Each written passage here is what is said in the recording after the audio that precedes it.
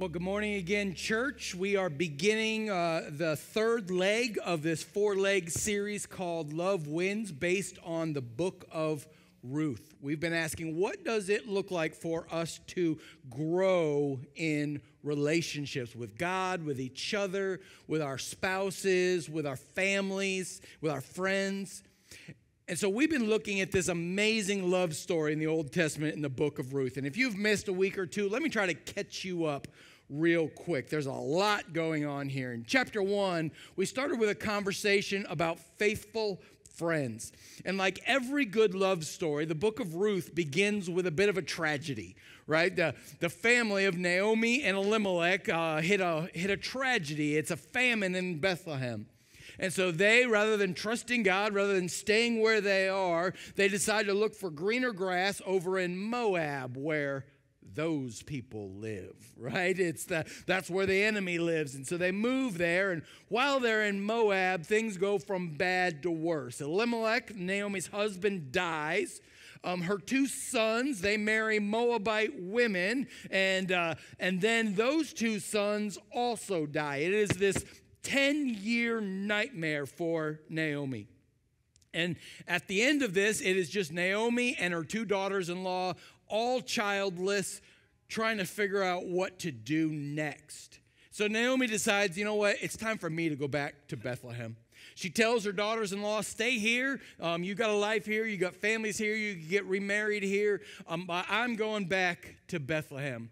And so one of the daughter-in-laws stays, but Ruth says no. And the Bible says Ruth clings to Naomi. She says, where you go, I'll go. Where you stay, I'll stay. Where you die, I'll die. In other words, I am in at all costs. So Naomi and Ruth, they set out for Bethlehem to start over. And at the end of chapter 1, we see Naomi bitter and angry at God. Last week, we looked at chapter 2, and we saw how family really matters when it comes to love. When Ruth and Naomi finally get back to Bethlehem, they know they need two key things. They need food and they need family, right? Without those, they are going to die. So Ruth goes out and she begins to glean in the fields, which is kind of the Jewish welfare system at the time, picking up after the farmers.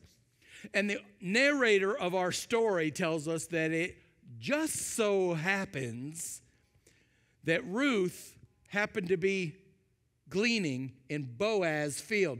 Boaz was a relative of Naomi, and it just so happens that just as Ruth arrived, Boaz took a look at Ruth, and they fell madly in love. This was one of those love at first sight kinds of moments, and there's this kind of weird, awkward first date kind of story where, he drops this really awkward pickup line on her, and then he invites her to dinner, and then he sends his wingmen out to kind of, see if he can impress her by giving her free food and all this kind of stuff. And at the end of chapter 2, Ruth brings all of this food that she's gathered from Boaz's field back to Naomi, and Naomi figures out what God's been up to. And Naomi moves from bitter to blessed. And it changes everything about her. And we learn a little something about the gospel of family, that God's design for family was that foreigners become family, was that strangers be served at the table, that the weak are protected under his wings, and that abundant grace is given to those in need. So today we're on chapter 3. You didn't think you could read 2 chapters, half a book of the Bible in 5 minutes, did you? Today we're on chapter 3, and the story heats up a bit. Is that a fair assessment?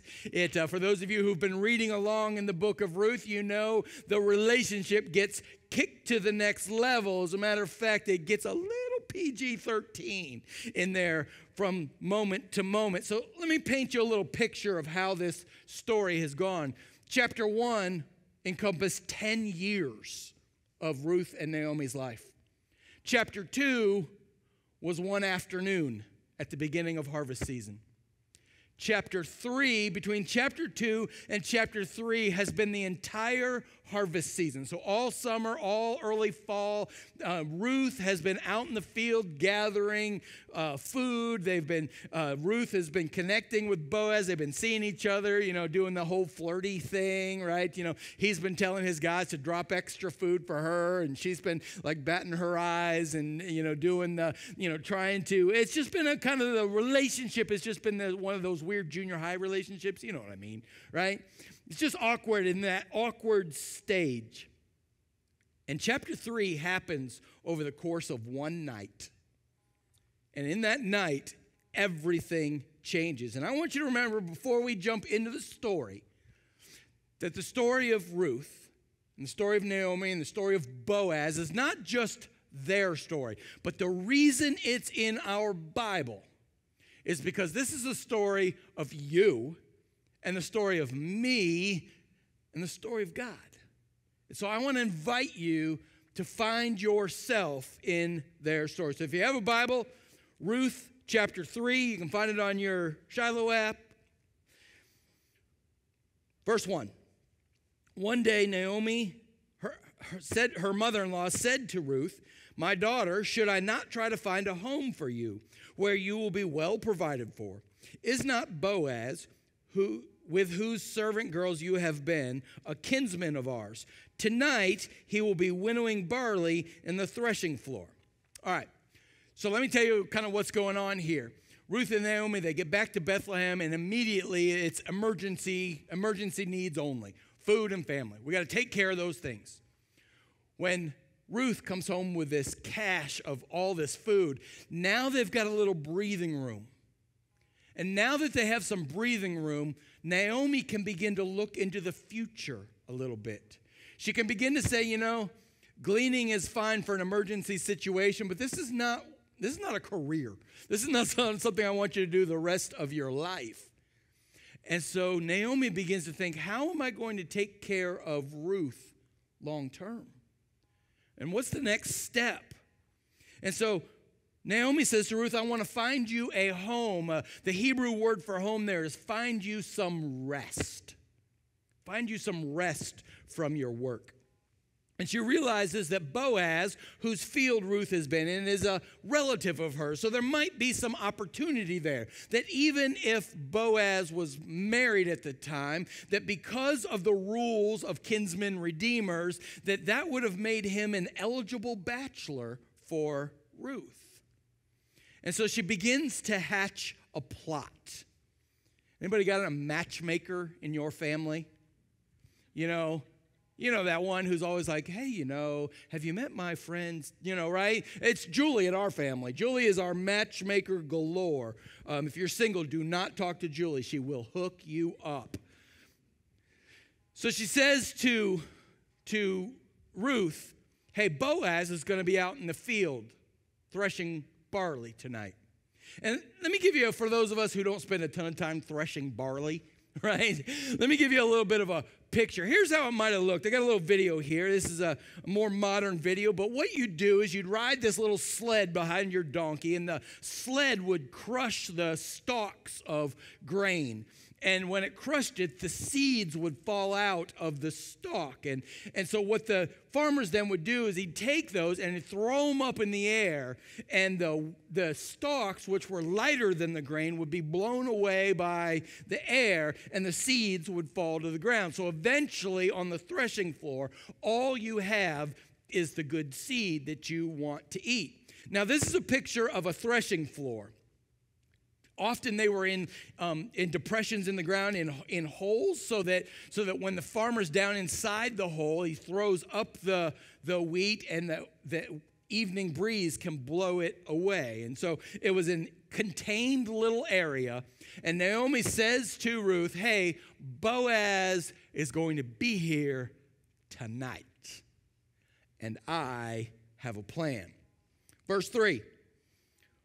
She says, wash and perfume yourself and put on your best clothes. Then go to the threshing floor, but don't let him know you are there until he has finished eating and drinking.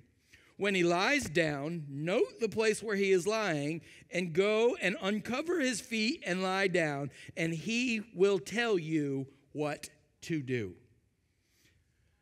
Now, some of you are sitting here thinking, I can't wait to see how he preaches this one.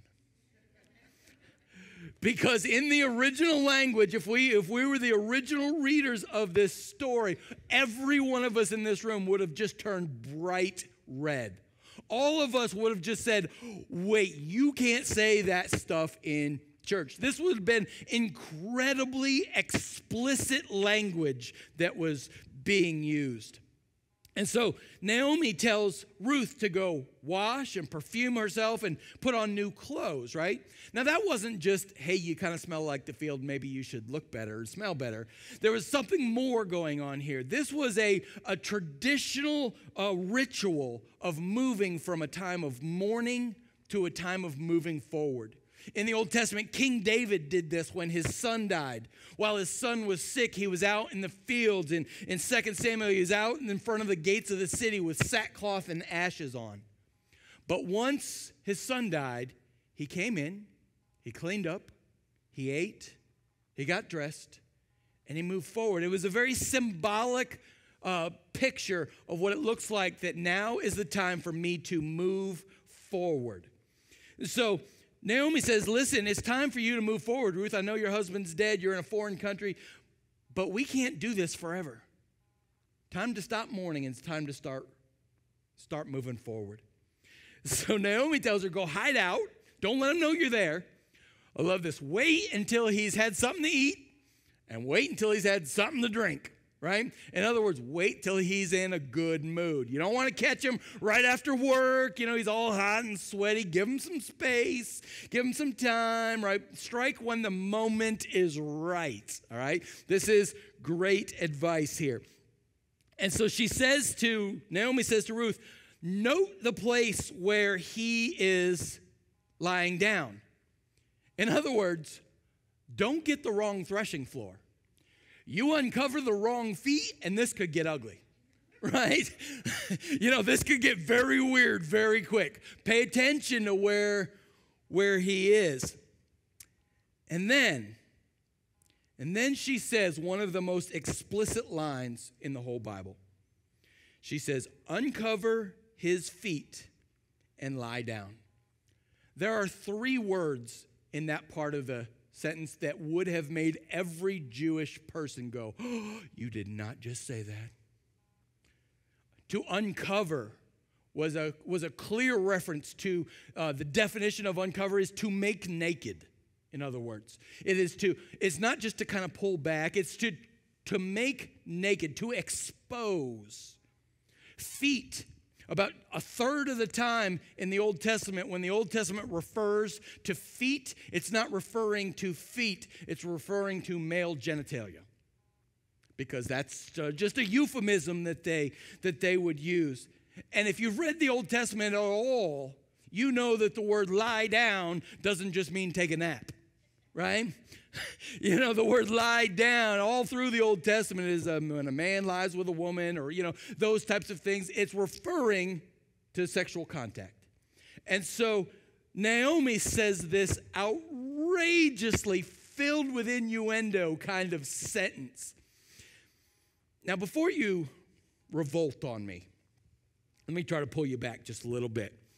I'm not saying anything illicit happened with Ruth and Boaz. I'll let you figure that out for yourself. The Bible doesn't say that anything illicit happened. But at the very least, the author put these words into Naomi's mouth, and Naomi was telling Ruth, I want you to go to Boaz and let him know you are available in no uncertain terms. Let him know you are available by using some of the most explicit language available at the time. And I love that last line. He will tell you what to do. In other words, he'll tell you if he's interested or not. He'll tell you if this is okay or not. This was really a risky thing because if it wasn't okay with Boaz, this could have cost Ruth her life. This was an out of the social norm kind of deal. So look at verse 5. Ruth says, I'll do whatever you say. And she went down to the threshing floor and did everything her mother-in-law told her to do. Now, this is important because what it tells us is the relationship that has been built between Ruth and Naomi is a relationship of deep trust. This is an incredibly risky move for her to make, and yet Ruth trusts Naomi so much she's willing to risk. Verse 7, when Boaz had finished eating and drinking, he was in good spirits. And he went over to lie down at the far end of the grain pile. Ruth approached quietly, uncovered his feet, and lay down. In the middle of the night, something startled the man. You think? And he turned and discovered a woman lying at his feet. So picture this. So Boaz goes and lies down, and Ruth's like, aha, here's my chance. Here's my opportunity. And it says she kind of snuck up on him in stealth mode. The only thing that I can think of is that old Elmer Fudd cartoon, be very, very quiet, right? Yeah, I don't know if that's what it was like at all, but, that's what I picture. And it says that she did exactly what her mother-in-law told her to do. She uncovered his feet. She laid down with him. And if you were an original reader of this story, you'd have been like, oh, no, she didn't. This would have been outrageous. And I love the verse that says, something startled the man. Yeah, maybe the crazy lady that just like laid down next to you, right? And here's the way I picture it. All of you parents in the room, you've been through this before. You've been in a dead sleep in your room. You're sleeping really well. Maybe you're dreaming. And all of a sudden, in the middle of the night, for no reason, you get this sense, right? You just get this weird sense. And you open your eyes, and there's your 3-year-old right there, right? Hey, Dad, you want to play? Hey, Dad, can we get the PlayStation out? Hey, Dad, you want to play soccer? And you're like, it's 3 o'clock in the morning. And it scares you to living, That's the way I picture Boaz. Something startles him, and he jumps up, and there's Ruth. Boom, right there in his face. Watch how he responds. This is hilarious. Verse 9 says, who are you? He asked.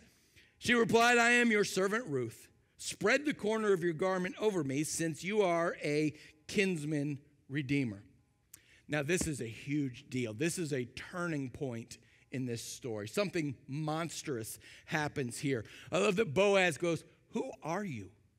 Right? Like, who are you? In the original Hebrew, what he says is, behold, a woman, right? Like, oh God, there's a woman in my bed, right? How did that happen? Now, what I wish about the Bible, I wish there was video cameras back then, because we never get to see the tone. So when Boaz says, who are you? My guess is he probably doesn't say, who are you? Right? It's probably not like that. It's probably, maybe he was surprised, like, oh, who are you? Maybe he was confused, like, who are you? Right? Maybe he was trying to keep it on the down low, like, who are you? Right? Maybe Boaz is kind of a player, and this has happened before, and he's like, so who are you? We don't know what the tone of this question was, but Ruth's answer is incredibly important. She says, I am your servant. Now, this is not the first time Ruth has used the word servant to describe herself.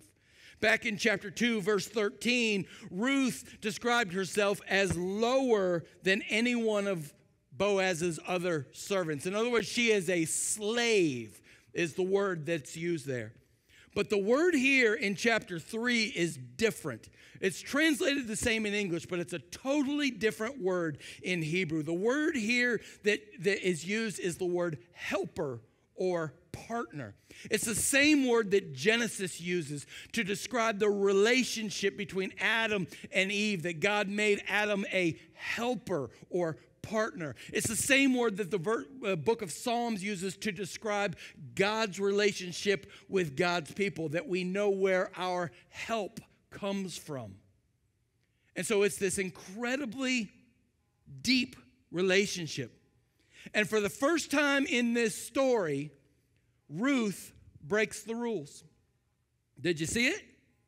Ruth breaks the rules. Remember, Naomi said, go lay down at his feet and he will tell you what to do. Well, Ruth didn't wait for any of that. Ruth didn't wait for him to tell her what to do. As a matter of fact, she told him what to do. She said, here's what I want you to do, Boaz. Cover me with a corner of your garment.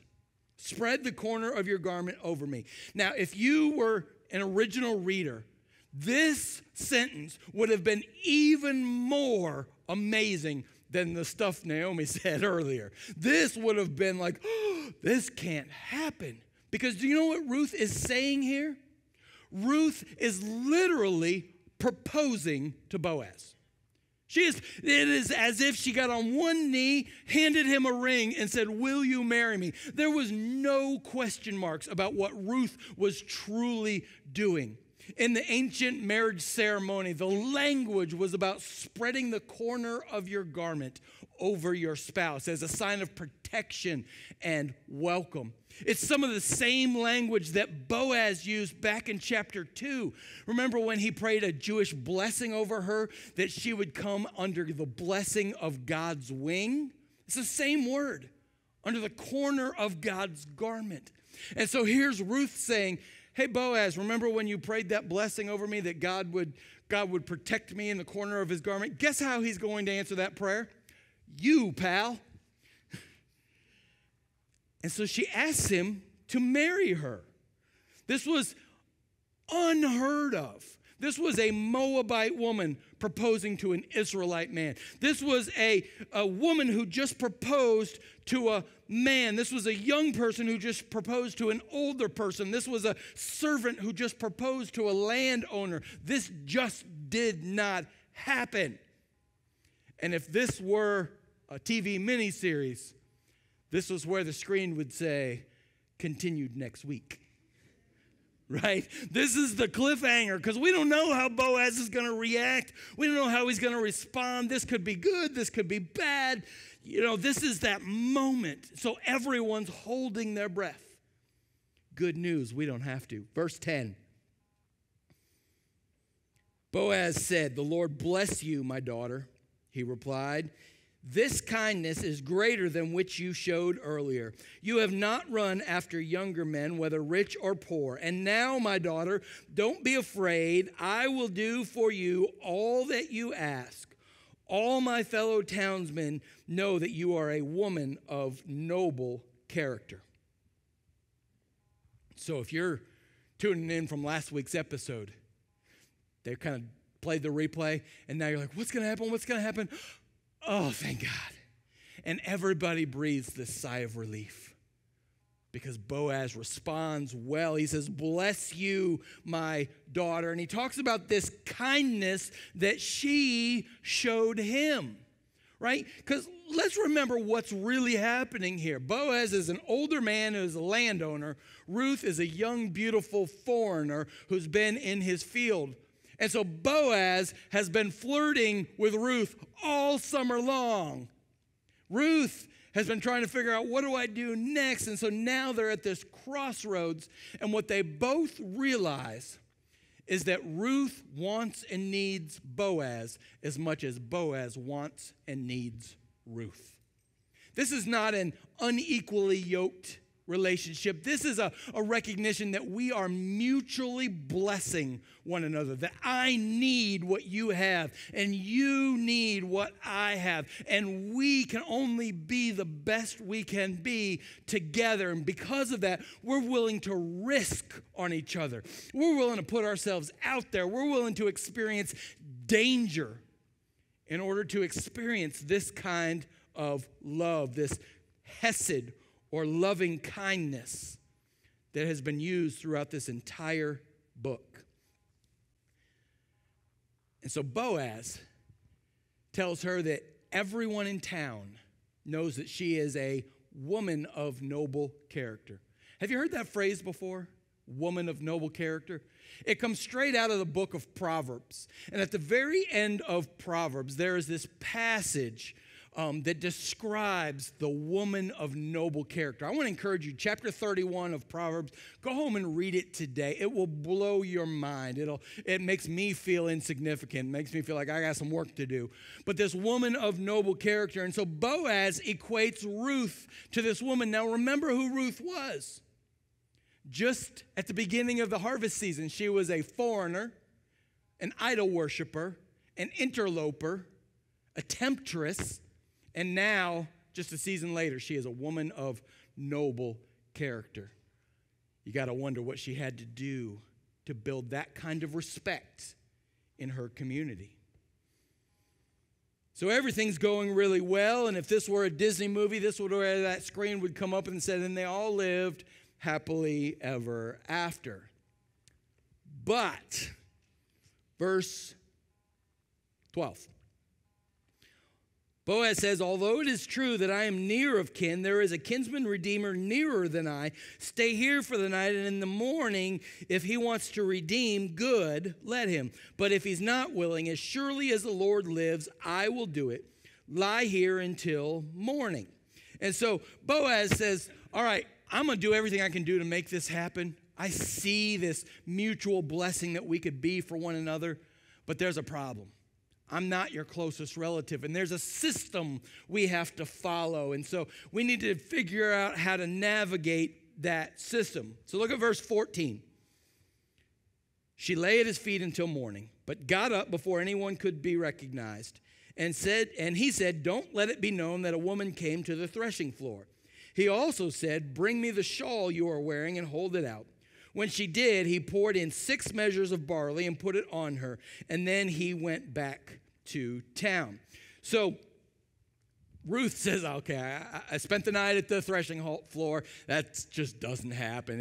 If this got out, stories would be everywhere. And so she does like the first walk of shame. She just, kind of sneaks out before anybody can recognize her, doesn't want anybody to see. But before she goes, Boaz blesses her. Remember back in chapter 2 where she came home with an ephah of barley, which was 30 to 50 pounds? They say a measure of barley is between 10 and 15 pounds. So now we're talking about between 60 and 80 pounds of barley this woman is carrying back home with her. I'm not sure I'd want to meet Ruth in a back alley, right? Feels like she's got some muscle to her. Listen to how it ends. And this is where we'll land today. Verse 16. When Ruth came to her mother-in-law, Naomi asked, how did it go, my daughter?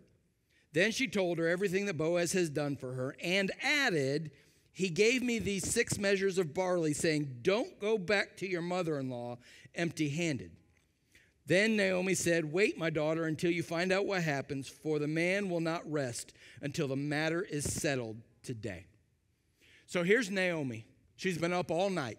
She doesn't know what happened. She doesn't know how Boaz reacted. All she knows is she sent her beloved daughter-in-law out on this dangerous covert mission, right? And she has no clue how it happened. So when Ruth comes back, she says, how did it go? Or the actual Hebrew language there is, who are you? In other words, are you still Ruth the Moabite? Or are you now an Israelite? Have you been welcomed into the family? All of this kind of stuff. How did it go? And remember, this was all her plan to begin with. And Ruth says something that's very interesting to me. We didn't get to hear this conversation during the original conversation with Ruth and Boaz, but Ruth says there was something else we didn't mention before. That Boaz gave me all of this food, and he said, don't go back to your mother-in-law empty-handed. Do you remember the last time we heard the word empty and Naomi in the same sentence? It was at the end of chapter 1, when Naomi said, I went away full, but the Lord brought me back empty. And so Boaz is making sure that Naomi knows she's a part of this. And we don't know what Boaz has in mind, whether it's because, maybe he's just trying to get in good with the mother-in-law. That might help the prospects. Maybe he's trying to grease the wheels for this conversation he's going to have tomorrow. Maybe he's just trying to tell Naomi, hey, you're part of this blessing as well. We don't know. But what we see is this chapter closes is that here are two women. Their lives have been transformed by this hesed loving kindness. And now they're willing to trust God. Here's what I want to challenge you with today. Because remember, this isn't just their story. This is our story. My challenge to you today is, are you willing to take a risk on love? Are you willing to take a risk on God? The Bible says that God is love. So taking a risk on love is taking a risk on God. Are you willing to take a risk to let love get dangerous? I love the song, Michael, that you sang earlier, this crazy, reckless kind of love. Are you willing to take a risk on love? In your marriage, in your family? Are you willing to take a risk on love in your community? Are you willing to take a risk on love in your church? Let me give you one example, and then we'll go home. For the last several weeks, the leadership here at Shiloh has been prayerfully talking about what the next phase of ministry and mission looks like for us as one church in two locations. Here in Delhi and over in Price Hill, we've been looking at budgets, and we've been looking at ministry, and we've been looking at relationships. And as I put together this message, we've been having lots and lots and lots of conversations around that whole topic. And what does it look like down the road for this relationship to happen? And as I worked through Ruth chapter 3 this week, I became incredibly convicted that what Ruth chapter 3 is telling us is that if we're not willing to take a risk on love, then all we will ever be is two churches flirting with each other in the field. I'll let that sink in for a second. All we will ever be is two communities that are kind of bumping into each other a little bit, but haven't really been willing to go all in, do that risky thing, do that cross connection to put my heart and my life and my love on the line for one another. So as we've been talking, it's become clear to me that a relationship, whatever it looks like, whether it's between two spouses or whether it's between two family members, two best friends, whether it's between church members or between two church communities, that we can kind of flirt with each other in the field for a while. And that's okay. We got lots of those kinds of relationships on Facebook and, that type of thing. But if we truly want to make love work, at some point, we're going to have to choose to take a risk on love. And that might mean sacrificing some of my needs, some of my wants, some of my desires, my safe places, my safe spaces for you. That might mean being willing to say the things that nobody else was willing to say, or do the things nobody else is willing to do. To open myself up to danger, to ridicule, to be vulnerable. Because what I learned in Ruth is that we can't truly be in love until we've chosen to take a risk on love. I don't know what that looks like for you. I know some of you are right now thinking about your marriages. What does it look like for me to take a risk in my marriage? Some of you are thinking about your families. What does it look like for me to take a risk on loving my family in a new way? What does it look like for me to take a risk on my community, my workplace, to truly engage with people? What does it look like for me to take a risk on love here at church? If you're wrestling with that like I'm wrestling with that, I want to invite you to reach out to me. I want to invite you to reach out to Pastor Brandt or anybody on our staff team, and let us help you wrestle through that together, because we're better when we're in community together. I don't know about you, but every week, I heard Jen say, the kids that she works with, they're trying to teach them love. And I heard her use the phrase, she didn't quite use it the same way I use it, but I love you because Jesus loves you, right? We love because Jesus loved first. And so, church, I just want you to know, I love you because Jesus loves you. But we can't be more than just two people flirting in the field until we're willing to truly take a risk on one another. And so I want to invite you to prayerfully consider what that means for you. As our leaders are prayerfully considering, what does that mean for our Delhi and Price Hill relationships and budgets and all of that kind of fun stuff? Because, folks, that's where things get good. Whatever you do, don't miss next week. Because next week is the crescendo of this entire story. And you're going to see that God does something amazing through Ruth and Naomi and through Boaz. And the picture of God's love for us will become amazingly clear. So I'm going to invite our band back up as I pray for you. God, thank you today for loving us with this reckless kind of love, with a dangerous and risky kind of love. That when you went to the cross, there was no guarantee that any of us would ever care, but you went anyway. When Ruth and Naomi came back to Bethlehem, there was no guarantees for them, yet they were faithful and came back anyway. When Ruth and Boaz reached out to one another, there were no guarantees, there were no promises that this wouldn't get painful or expensive or dangerous. They just reached out because they were willing to take a risk on love. God, teach us what it means to take a risk on love in every area of our lives, including here at church. God, we love you. We thank you for the risk you took on us. Now give us courage to take a risk on you. In Jesus' name, amen. Church, I love you because Jesus loves you. I'll see you here next week.